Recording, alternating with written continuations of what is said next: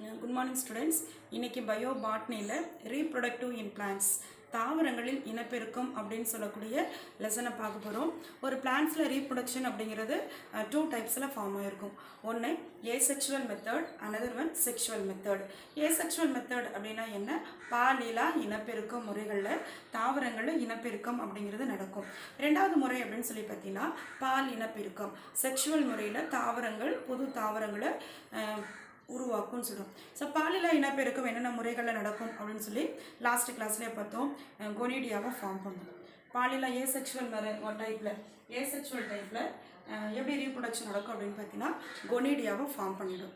ரெண்டாவது பட்டிங்கை உருவாக்கிடும். Third one fragmentation, தன்னுடைய உடம்பை என்ன செஞ்சுக்குன்னா துண்டாக்கிக்கும். நாலாவது ப்ரொடக்ஷன்ஸ் ஆஃப் ஜெம்மாவை ஃபார்ம் பண்ணும் அப்படின்னு பார்த்தோம். ஸோ அடுத்தது பார்த்தோன்னா பைனரி ஃபிஷன், தன்னுடைய உடம்பை இரு சம பாகங்களாக பிரிச்சுக்கும். ஸோ அடுத்தது ரீஜெனரேஷன், மீள் உருவாக்கம், அதாவது ஒரு பிளான்ட்லேருந்து இன்னொரு வகையான பிளான்ட் ஃபார்ம் ஆகிடும் அப்படிங்கிறத பார்த்தோம். நெக்ஸ்ட் அப்படின்னு சொல்லி பார்த்தோன்னா பைனரி ஃபிஷன், இரு சம பிளவுதல். ஸோ தன்னுடைய உடலை இரு சம பாகங்களாக பிரிச்சுக்கிட்டு ஸோ அதன் மூலமாக ஏசெக்சுவல் ரீப்ரொடக்ஷன் இன் பிளான்ட்ஸ் அப்படிங்கிறது பார்த்தோம். பாலிலா இனப்பெருக்க முறையில் தாவரங்கள் தன்னுடைய புது தாவரத்தை உருவாக்கிக்குது அப்படின்னு சொல்லி லாஸ்ட் கிளாஸில் பார்த்தோம். ஸோ இன்றைக்கி என்ன பார்க்கணும் அப்படின்னு பார்த்தீங்கன்னா இதே பாலிலா இனப்பெருக்கம்ல உடல் பகுதியில் வெஜிடேட்டிவ் மீன்ஸ் அப்படின்னா தலை வழின்னு சொல்லுவோம். தலை அப்படின்னு சொன்னால் வெஜிடேட்டிவ் மீன்ஸ் பாடி. உடல் பகுதி மூலமாக நடக்கக்கூடிய இனப்பெருக்க முறைகளை இன்றைக்கி பார்க்க போகிறோம். சரிங்களா? வெஜிடேட்டிவ் அப்படின்னு சொன்னால் பாடி அப்படின்னு சொல்லி அர்த்தம். தலைவழி இனப்பெருக்கம் அப்படின்னு சொல்லுவோம். ஸோ இது என்ன முறைகளில் நடக்கும் அப்படின்னு பார்த்தீங்கன்னா இது ஒரு நேச்சுரல் மெத்தட். உடல் மூலமாக ஒரு தாவரத்தினுடைய உடல் மூலமாக இனப்பெருக்கம் நடந்துச்சு அப்படின்னு சொல்லி சொன்னால் அது நேச்சுரல் மெத்தட், இயற்கையான முறைகள் அப்படிங்கிறத சொல்லலாம். சரிங்களா? சரி, இப்போது இந்த வெஜிடேட்டிவ்னு சொல்லியாச்சு, உடல் வழியாக நடக்கும், அது இயற்கையாகவே நடக்கும். தாவரத்தினுடைய எந்தெந்த பகுதிகளில் இந்த ரீப்ரொடக்ஷன் அப்படிங்கிறது நடக்கும் அப்படின்னு பார்த்தீங்கன்னா ரூட்டில் நடக்கும். சரிங்களா? ஸோ அடுத்தது ஸ்டெம்மில் நடக்கும், நெக்ஸ்ட்டு லீஃபில் நடக்கும். ஒரு தாவரத்தினுடைய வேறு பகுதிகளில் உடல் இனப்பெருக்கம் நடக்கும். ஒரு தாவரத்தினுடைய தண்டு பகுதியில் உடல் இனப்பெருக்கம் நடக்கும். ஒரு தாவரத்தினுடைய இலை பகுதியில் உடல் இனப்பெருக்கம் அப்படின்னு சொல்லி உடல் இனப்பெருக்கம் நடக்கும்னு சொல்லி இன்றைக்கி டாபிக் பார்க்கலாம். சரிங்களா? இப்போ ஃபஸ்ட் என்ன பார்க்கணும்? Natural method. நேச்சுரல் மெத்தட்னா இயற்கை முறைகள் அப்படின்னு அர்த்தம். Natural vegetative reproduction is a form of asexual reproduction in which a bud grows and develops into a new plant. இயற்கையாக உடலில் நடக்கக்கூடிய இனப்பெருக்கமானது எதை ஃபார்ம் பண்ணும்? மொட்டுக்களை உருவாக்கும். மொட்டுக்களை உருவாக்கின பிறகு புதிய தாவரங்களை உருவாக்கும் அப்படின்னு சொல்லி பார்க்கலாம். சரிங்களா? ஒரு பிளான்ட்டில் யங் ஒன்ஸ் ஃபார்ம் ஆகிடுச்சுன்னா அங்கே பேசிக்ஸ் பட், அங்கே பேசிக்ஸ் என்னவாக இருக்கும்? பட், மொட்டு. சரியா? சரி, ஓகே. இப்போ இந்த மொட்டை ஃபார்ம் பண்ணிடுச்சு அப்படின்னு சொன்னால் எந்தெந்த இடத்துல பட்டு ஃபார்ம் ஆகும்? இந்த bud may be form in organs such as roots, எந்த இடம்? Root, stem, leaf. சரிங்களா? ரூட்டில், ஸ்டெம்மில், லீஃபில் பட் அப்படிங்கிறது ஃபார்ம் ஆகும். அட் சம் ஸ்டேஜ், ஒரு சிலதில் அப்படின்னு சொல்லி பார்த்தீங்கன்னா ஒரு சில organ at some stages the new plants get detached from the parent plant and start to develop into a new plant. ஆனால் ஒரு குறிப்பிட்ட நிலையில் ஒரு புது தாவரம் பெற்றோர் தாவரத்திலேருந்து பிரிக்கப்பட்டு ஒரு பட்டு உருவான பிறகு ஒரு குறிப்பிட்ட ஸ்டேஜுக்கு பிறகு பேரண்ட் பிளான்ட்லேருந்து அந்த யங் பிளான்ட் அப்படிங்கிறது தனியாக பிரிக்கப்பட்டு புது தாவரமாக வளர ஆரம்பிக்கும். சில பிளான்ட்டில், சம் பிளான்ட்ஸில் என்ன நடக்கும் அப்படின்னு பார்த்தீங்கன்னா natural methods reproduction is a form of asexual reproduction in which a bud grows and develops into a new plants. அதாவது ஒரு சில தாவரங்கள் எப்படி நடக்கும் அப்படின்னு பார்த்தியா, அதாவது உறுப்புகள்லேயே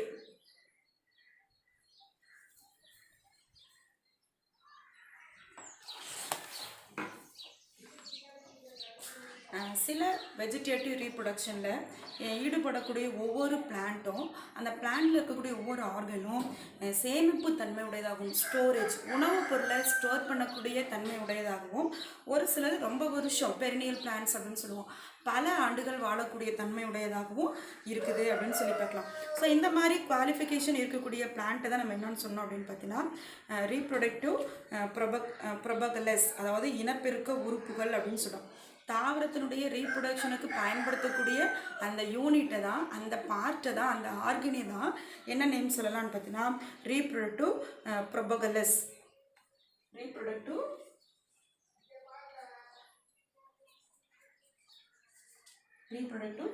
ப்ரொபகலஸ் அப்படின்னு சொல்கிறோம்.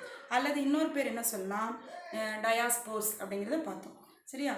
ஸோ இப்போது ஒரு சில வகையான பிளான்ட்னுடைய பார்ட்டில் ஒரு சில வகையான ஆர்கனில் ரீப்ரொடக்ஷன் நடக்குது. ஸோ ஒன்று பை ஒன்னா பார்க்கலாம். ஒன்று வெஜிடேட்டிவ் ரீப்ரொடக்ஷன் இன் ரூட்ஸ் எப்படி நடக்குது, வெஜிடேட்டிவ் ரீப்ரொடக்ஷன் இன் ஸ்டெம்மில் எப்படி நடக்குது, வெஜிடேட்டிவ் ரீப்ரொடக்ஷன் லீஃபில் எப்படி நடக்குது அப்படிங்கிறத பார்க்கலாம். ஃபஸ்ட்டு ரூட்டில் எப்படி நடக்கும் அப்படின்னு பார்த்தோன்னா, the roots of some plants develop vegetative or advantageous buds on them. சில தாவரங்களில் வேர்களில் வெஜிடேட்டிவ் ரீப்ரொடக்ஷன் நடக்கும். அல்லது எங்கே இருக்கும் அப்படின்னு சொல்லி பார்த்தீங்கன்னா அட்வான்டேஜியஸ் பட்ஸ், அதாவது மாற்றிட மொட்டுகள் அப்படின்னு சொல்லுவோம். ஸோ அந்த மாற்றிட மொட்டுகள் இருக்கக்கூடிய இடங்களில் தான் இந்த ரூட் ரீப்ரொடக்ஷன் அப்படிங்கிறது நடக்குது. வெஜிடேட்டிவ் ரீப்ரொடக்ஷன் இன் ரூட் அப்படிங்கிறது நடக்குது. சரி, ஃபார் ஒரு எக்ஸாம்பிள் கொடுக்குறேன், என்னுடைய புக்கில் இருக்குது. அந்த ஒவ்வொரு பிளான்ட்டுக்கும் என்ன பண்ணியிருக்காங்கன்னா பயாலஜிக்கல் நேம் கொடுத்துருக்காங்க. அதனால நான் ப்ரொனன்சியேஷன் பண்ணுறேன். ஸோ நீ அது மாதிரி ஃபாலோ பண்ணிக்கோ. ஸோ ஒரு பிளான்ட்னு எடுத்துக்கிட்டிங்கன்னா அந்த பிளான்ட்டினுடைய ரூட்டில் பட்டு ஃபார்ம் ஆகிருக்கும். பட்டு ஃபார்ம் ஆச்சுனாவே யங் ஒன்ஸ் ப்ரொடியூஸ் ஆயிடுச்சுன்னு அர்த்தம். ஸோ எந்தெந்த பிளான்ட்டினுடைய வேர்களில் புது தாவரத்தை உருவாக்கும் அப்படின்னு சொல்லி பார்த்தீங்கன்னா ஃபஸ்ட்டு ஒன் முரையா அப்படின்னு சொல்கிறாங்க. சரியா? முரையா, டால்பர்ஜியா அண்டு பில்லிங்டோனியா, இங்கெல்லாம் என்ன உருவாகுது அப்படின்னு பார்த்தீங்கன்னா மொட்டுகள் அப்படிங்கிறது ஃபார்ம் ஆகும். முரையா பிளான்ட்டில், டால்பர்ஜியாங்கிற பிளான்ட்டில், அடுத்தது மில்லிங்டோனியா அப்படின்னு சொல்லக்கூடிய பிளான்ட்டில் என்ன உருவாகுதுன்னா மொட்டுகள், ரூட்டில் மொட்டு உருவாகுது. எங்கே உருவாகும்? ரூட் அப்படின்னு சொல்லி எடுத்துக்கிட்டிங்கன்னா அந்த ரூட்டில் என்ன செய்ய உருவாகுதோ மொட்டுகள் அப்படிங்கிறது உருவாகும் அப்படிங்கிறது பார்க்கலாம். ஸோ அடுத்தது ஒரு சில டியூபர்ஸ், கிழங்குகள், ஒரு சில பிளான்ட்டில் கிழங்குகள் டியூபர்ஸ் இருக்கும் இல்லையா, அந்த கிழங்குகளில் என்ன உருவாகும்? இந்த கிழங்குகள் அதனுடைய வடிவத்தை மாற்றி ஸோ அங்கே எதை உருவாக்குது அப்படின்னு பார்த்தீங்கன்னா மொட்டுகளை தோற்றுவிக்கும். எக்ஸாம்பிள், இந்த வேர்களில் தான் அந்த வேரில் தான் என்ன இருக்குன்னா டியூபர் ஃபார்மாக இருக்கும், கிழங்குகள் ஃபார்மாக இருக்கும். ஸோ அது எதுக்காக அப்படின்னு பார்த்தீங்கன்னா உணவுப் பொருளை சேமிக்கிறதுக்காக ரூட்டில் என்ன பண்ணிருக்குன்னா பட்ஸை ஃபார்ம் பண்ணுது அப்படின்னு சொல்லலாம். Example, Ipomoea batatas, Ipomoea batatas and dahlia. சரியா? இதில் கிழங்கு வடிவமாக இருக்கும், அதில் தான் உணவுப் பொருள் அப்படிங்கிறது சேமிக்கப்படுது. இப்போது பர்டிகுலர் அதுக்கு தேவையான ஃபேவரபிள் கண்டிஷன் வந்துருச்சு அப்படின்னு சொன்னால் அந்த மொட்டு கொண்ட வேர்கள், வேரில் மொட்டுக்குள்ளே பட்ஸ் இருக்கு இல்லையா, அந்த வேர் சரியான ஒரு சுச்சுவேஷன் வரும் பொழுது தன்னுடைய மதர் பிளான்ட்லேருந்து கீழே விழுந்து பிரிந்து போய் ஒரு நியூ பிளான்ட்ஸை க்ரோத் ஆக ஆரம்பிச்சுக்கும். அப்போது ரூட்டில் என்ன இருக்குன்னா பட் இருக்குது.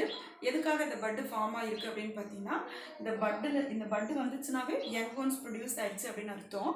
அந்த யங் பிளான்ட் ப்ரொடியூஸ் ஆகிடுச்சுன்னா ஃபேவரபிள் கண்டிஷன் வரும் பொழுது இது என்ன செய்ய ஆரம்பிக்கும்?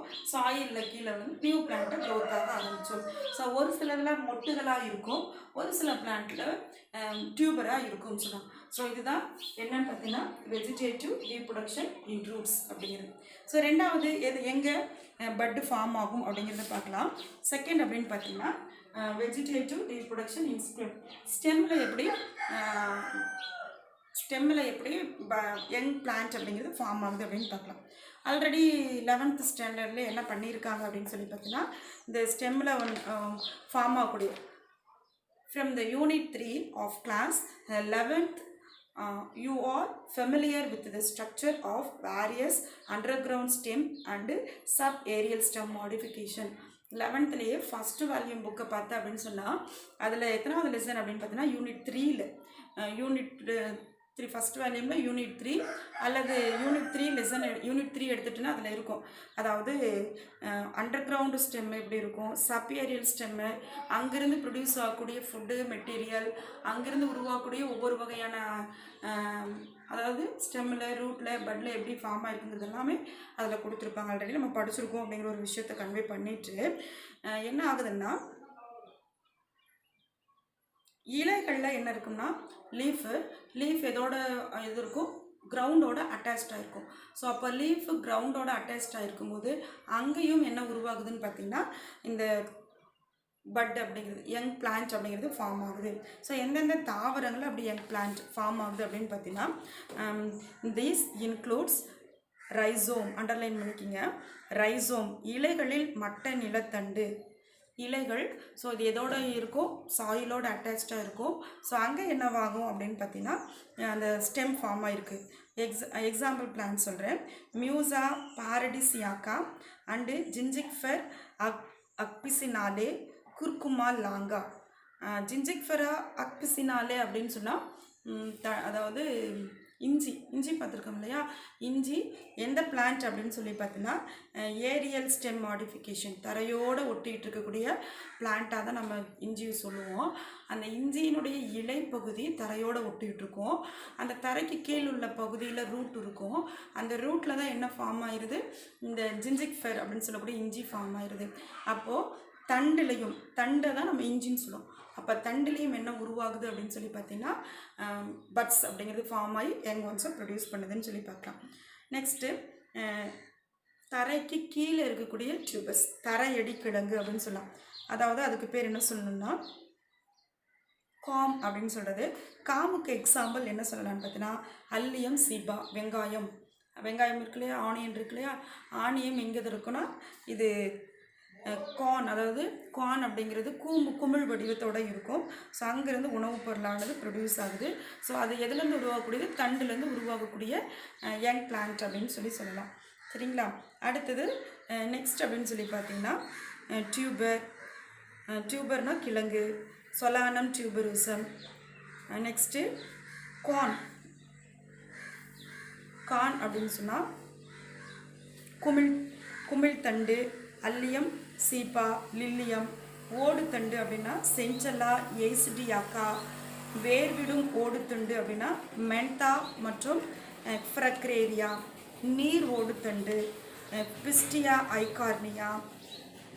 தரைக்கீழ் உந்துத்தண்டு கிரைசாந்திமம். சிறு குமிழ் மொட்டு டயாஸ்காரியா அகேவ். மட்ட நிலத்தண்டு. ஸோ இது எல்லாமே தண்டில் வளரக்கூடிய நியூ பிளான்ட்ஸ். என்னென்ன plants, first rhizome, next corm, next tuber, bulb, runner, stolon, offset, sucker and bulbils. இந்த ஆக்சலரி பட் அப்படின்னு அர்த்தம், ஒரு தாவரத்தினுடைய நுனி பகுதியில் பட் உருவாகும். ஸோ அந்த பெட்டு ஃப்ரம் த நோட்ஸ், அப்போது நுனி பகுதியிலையும் பட்டு உருவாகும், கணு பகுதியிலையும் பட்டு உருவாகும். ஸோ அடுத்தது இன்டர் நோட்ஸ், ஒரு கணுவிற்கும் இன்னொரு கணுவிற்கும் இடையில பட்டு ஃபார்ம் ஆகும்.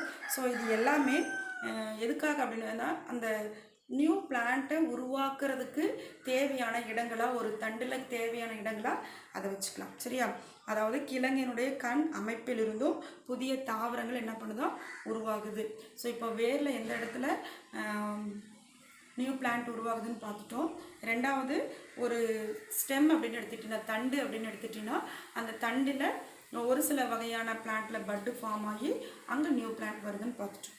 ஸோ அடுத்தது அப்படின்னு சொல்லி பார்த்தீங்கன்னா இலையில், அதாவது வெஜிடேட்டிவ் ரீப்ரொடக்ஷன் இன் லீஃப், இலைகளில் எந்த இடத்துல நியூ பிளான்ட் அப்படிங்கிறது வருது அப்படிங்கிறத பார்க்கலாம். ஒரு சில தாவரங்களில் இலைகள்லேயே என்ன உருவாகும்னா பட் அப்படிங்கிறது உருவாகும். ஃபார் எக்ஸாம்பிள் ப்ரையோஃபில்லம் லீஃப் இப்படி தான் இருக்கும்.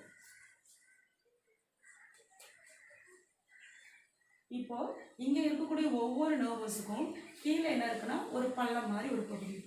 இந்த கார்னர் ஏரியாவில் இந்த ஆப்டிக்கல் பார்ட்ஸில் என்ன உருவாகுனா ஒரு பட் அப்படிங்கிறது ஃபார்ம் ஆகும். ப்ரையோஃபில்லம் அப்படின்னு சொல்லக்கூடிய பிளான்ட்டில் யங் பிளான்ட்டை ஃபார்ம் பண்ணணும் அப்படின்னு சொன்னால் யங் பிளான்ட்டில் நியூ பிளான்ட்டை ஃபார்ம் பண்ணணும் அப்படின்னு சொன்னால் இந்த லீஃப் இலையினுடைய இந்த கார்னர் பகுதியில் என்ன இருக்கும் அப்படின்னு பார்த்தீங்கன்னா சின்ன பட்டு உருவாகும். அந்த பட்டு நல்லா க்ரோத் ஆகி இது கட்டாகி சாயிலில் கீழே விழ போகும். அப்படி சாயிலில் கீழே விழுந்துச்சு அப்படின்னு சொன்னால் இது நியூ பிளான்ட்ஸ் ஃபார்ம் பண்ணிடுச்சுன்னு அர்த்தம். அப்போ இலைகளில் கூட என்ன நடக்குது, என்ன உருவாகுது அப்படின்னு பார்த்தீங்கன்னா இலைகளில் கூட நியூ பிளான்ட் அப்படிங்கிறது ஃபார்ம் ஆகுது அப்படின்னு பார்க்கலாம். In some plants, advantageous buds are developed on their leaves. When they are detached from the parent plant, they grow into a new individual plants. சில தாவரங்களில் இலைகளில் மாற்றெடுத்து மொட்டுகள் அப்படின்னு சொல்லி தோன்றும். இது பெற்றோர் தாவரத்திலிருந்து, இப்போது பிரயோஃபிலம் பிளான்ட் எடுத்துன்னா இதுதான் பேரண்ட் பிளான்ட். இந்த பேரண்ட் பிளான்ட்டில் இருந்து பிரிஞ்சு புதிய தனி தாவரமாக வளரும். எக்ஸாம்பிள் பிரயோஃபில்லம் அப்படின்னு சொல்லக்கூடிய ஒரு பிளான்ட்டை கொடுத்துருக்காங்க. ஸோ அடுத்தது பார்த்தீங்கன்னா சில்லா அப்படிங்கிற ஒரு பேரண்ட் பிளான்ட்டு, அடுத்தது பெக்கோனியா. இந்த பிளான்ட்டில் எல்லாமே என்ன நடக்குது அப்படின்னு பார்த்தீங்கன்னா ஒரு லீஃப்னுடைய அந்த மார்ஜின் விளிம்புகளில் ஒரு மேடு காணப்படும். அந்த மேட்டில் ஒரு பட்டு இருக்கும், முட்டு இருக்கும். அந்த பட்டு மூலிமா நியூ பிளான்ட் ஃபார்ம் ஆகும். எப்போ ஃபேவரபிள் கண்டிஷன் வருதோ அப்போ அந்த பட்டு கீழே விழுந்து ஸோ அதுவும் நியூ பிளான்ட்டாக க்ரோத்தாக ஆரம்பிச்சுக்கும். பிரயோஃபில்லத்தில் அப்படிங்கிற விஷயத்தை தான் நமக்கு நிறையா கொடுத்துருக்காங்க. In Bryophyllum the leaf is succulent and notes on its margin. Advantageous buds develop at these notes and are called epiphyllous buds.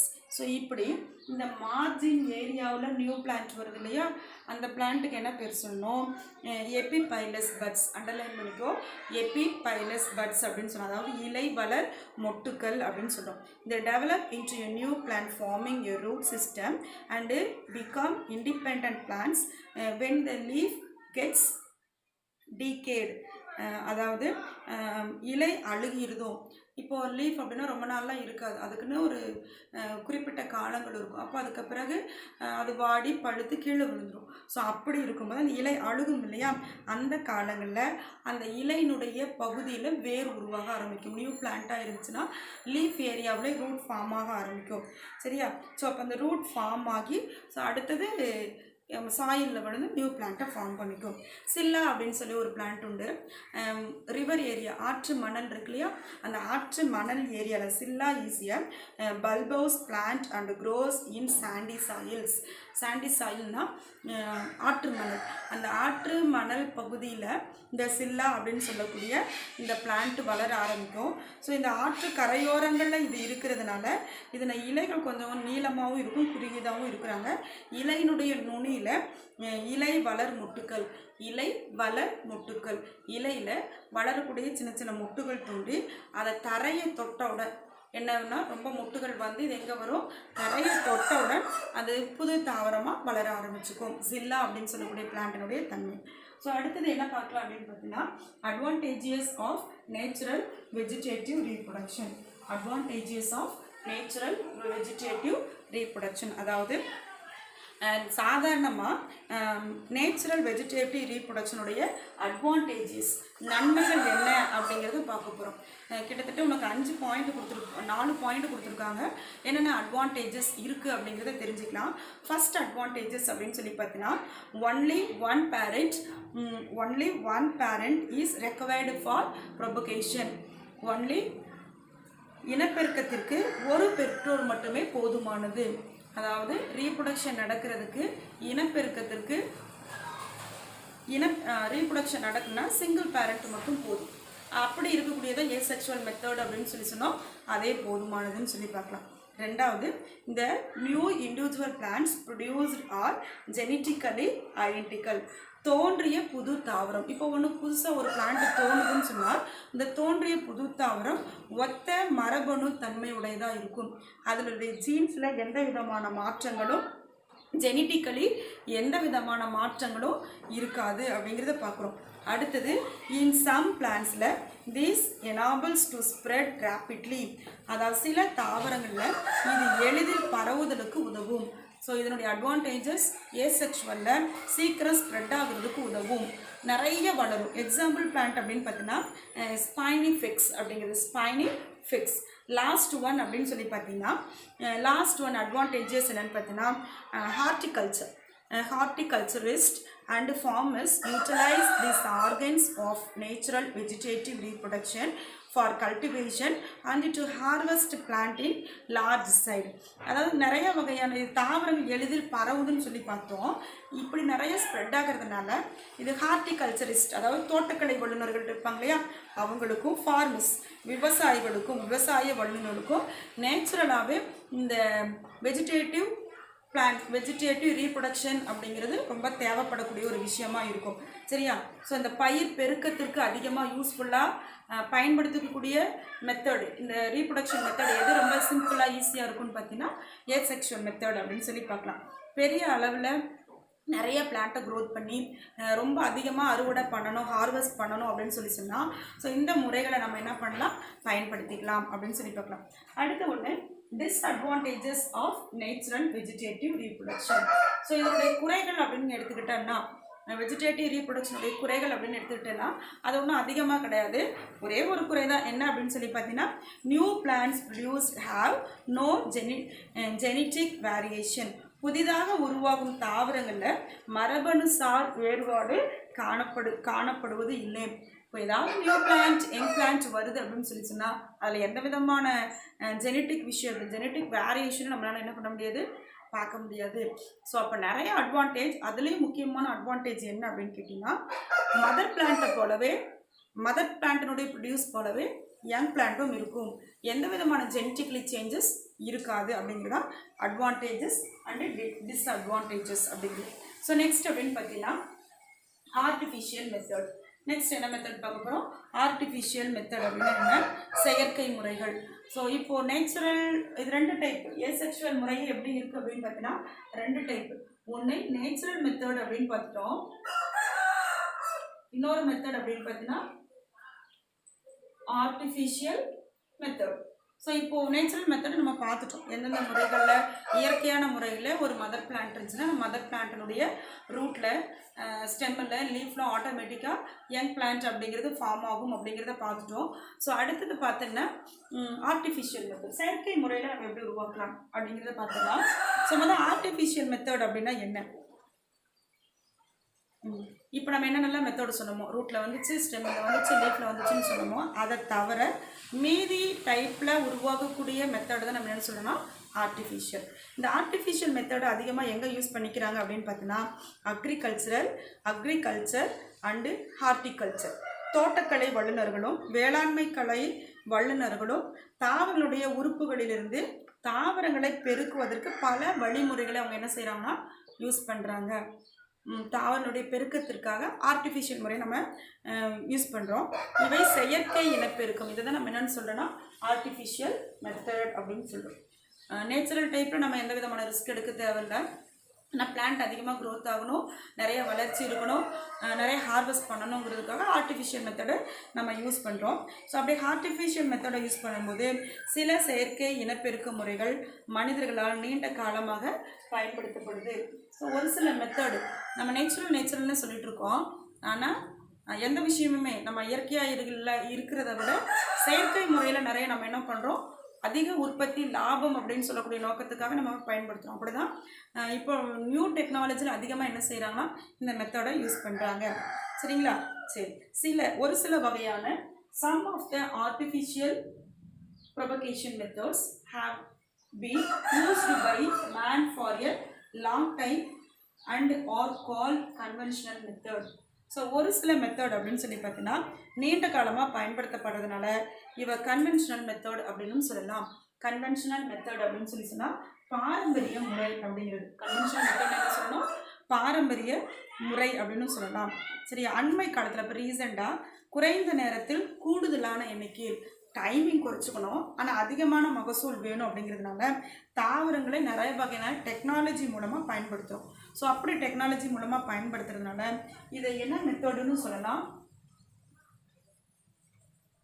Modern method. என்ன மெத்தட்னு சொல்லலாம், மாடர்ன் மெத்தட். ஒன்று கன்வென்ஷனல் மெத்தடு சொல்லு அல்லது மாடர்ன் மெத்தட் சொல்லு. இது ரெண்டுமே எதை தான் குறிக்கும், ஆர்டிஃபிஷியல் மெத்தட் தான் குறிக்கும் அப்படிங்கிறத பார்க்கலாம். சரிங்களா? சரி, ஆர்டிஃபிஷியல் கன்வென்ஷனல் மெத்தட் அப்படின்னு எத்தனை டைப் இருக்குது அப்படின்னு பார்த்தீங்கன்னா, கன்வென்ஷனல் மெத்தடில் 3 டைப். ஒன்று கட்டிங், கிராஃப்டிங், லேயரிங். சரிங்களா? கட்டிங் ஒன்று, கிராஃப்டிங் ஒன்று, லேயரிங் ஒன்று. கட்டிங் அப்படின்னு சொன்னால் என்னன்னு பார்த்தீங்கன்னா, ஒட்டுதல், அதாவது போத்து நடுதல். போத்து நடுதல் அதாவது ஒரு செடியை 2ஆக கட் பண்ணிட்டு, தண்டை கட் பண்ணிட்டு, எந்தெந்த பகுதியில் யங் பிளான்ட் ஃபார்ம் ஆகுமோ அந்த பகுதியை 2ஆக கட் பண்ணிட்டு அதன் மூலமாக புது தாவரத்தை உருவாக்குறது தான் கட்டிங். அடுத்து கிராஃப்டிங். கிராஃப்டிங் அப்படின்னு சொன்னால் என்ன அர்த்தம்? ஒட்டுதல்.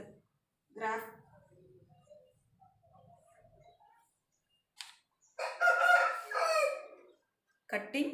அடுத்தது கிராஃப்டிங். கிராஃப்டிங் அப்படின்னா என்ன அர்த்தம்னா ஒட்டு போடுதல் அப்படின்னு அர்த்தம். 2 செடியை ஒன்றா இணைச்சி ஸோ அதன் மூலமாக தாவரங்களை உருவாக்குறது. அடுத்தது லேயரிங். தேர்ட் ஒன் அப்படின்னு சொல்லி பார்த்தீங்கன்னா, லேயரிங் அப்படின்னா பதியம் போடுதல். இந்த பதியம் போடுற மெத்தடை நம்ம நிறைய இடத்துல பயன்படுத்தியிருக்கோம். பதியம் போடுறதில் நிறைய இடத்துல பயன்படுத்தியிருக்கோம். எங்கெங்கெல்லாம் பயன்படுத்தியிருக்கோம் அப்படின்னு சொல்லி பார்த்தீங்கன்னா, ரோஸ் செடிக்கு மேக்ஸிமம் பயன்படுத்தியிருக்கோம்.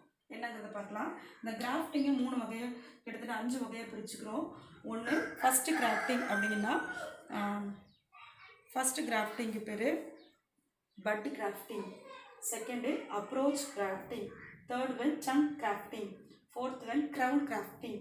அடுத்தது வெட்ஜ் கிராஃப்டிங் அப்படின்னு 5 டைப்ஸாக பிரிச்சுக்கலாம். இந்த லேயரிங்கு 2 டைப்ஸாக பிரிக்கலாம். ஒன்று மவுண்ட் லேயரிங், இன்னொன்று ஏர் லேயரிங் அப்படின்னு சொல்லி. அதாவது மண்முட்டு பதியம் போடுதல் ஒன்று, இன்னொன்று காற்று பதியம் போடுதல். இது எல்லாமே தாவரங்களை அதிகமான முறையில் உருவாக்குறதுக்கான, டெவலப் பண்ணுறதுக்கான, ஹார்வெஸ்ட் பண்ணுறதுக்கான மெத்தட். ஸோ இது நேச்சுரல் கிடையாது. இது என்ன டைப்பு? Artificial method. ஒரு அக்ரிகல்ச்சரிஸ்டாக இருக்கட்டும், அல்லது ஹார்டிகல்ச்சரிஸ்டாக இருக்கட்டும், தோட்டக்கலை வல்லுநர்களாகவும் இருக்கட்டும், அல்லது வேளாண்மை துறை வல்லுநர்களாக இருக்கட்டும். ஸோ அவங்களுடைய ஸ்டடீஸில் என்ன அதிகமாக படிப்பாங்க? தாவரங்களுடைய பெருக்கத்தை தான். தாவரங்களை எந்த அளவுக்கு டெவலப் பண்ணி, எந்த அளவுக்கு க்ரோத் எடுத்து, ஸோ என்னென்ன வகையான பிளான்ட்டை எந்தெந்த டைப்பில் டெவலப் பண்ண முடியும் அப்படிங்கிற சொல்லக்கூடிய ஸ்டடீஸ் தான் நம்ம என்ன சொல்லலாம்? அக்ரிகல்ச்சர் ஸ்டடின்னு சொல்கிறோம். இது நல்ல வேல்யூபிளான கோர்ஸும் கூட. வேல்யூபிளான, ஏன்னா நம்ம சாப்பிடாமல் யாருமே இருக்கிறதில்ல. உணவுக்காக தான் நம்ம வாழ்கிறோம் அப்படிங்கிறத அப்படி தான் நிலைமை ஆயிடுச்சு. உணவுக்காக, நம்மளுடைய ஆடம்பரத்துக்காக, வசதிக்காக இப்போ இருக்கிற சுச்சுவேஷன் அப்படி தான். ஸோ அதில் ஒரு பார்ட்டாக, முக்கியமான ஒரு அமைப்பாக தான் உணவு இருக்குது. அப்போ அந்த மாதிரி இருக்கக்கூடிய படிப்பை நம்ம எடுத்து படிக்கும்போது, ஒன்று நம்ம உணவுப் பொருளுடைய தேவையும் சமாளிக்க முடியுது, ஸோ நமக்கான வேலை வாய்ப்பும் அதில் கிடைக்குது அப்படிங்கிறத பார்க்குறோம். சரிங்களா? சரி, ஓகே. ஸோ இப்போ ஒவ்வொரு மெத்தடும் என்னென்ன, எப்படி ஃபார்ம் ஆகிருக்கு, என்னென்ன விஷயங்களை சொல்லுது அப்படிங்கிறத பார்க்கலாம்.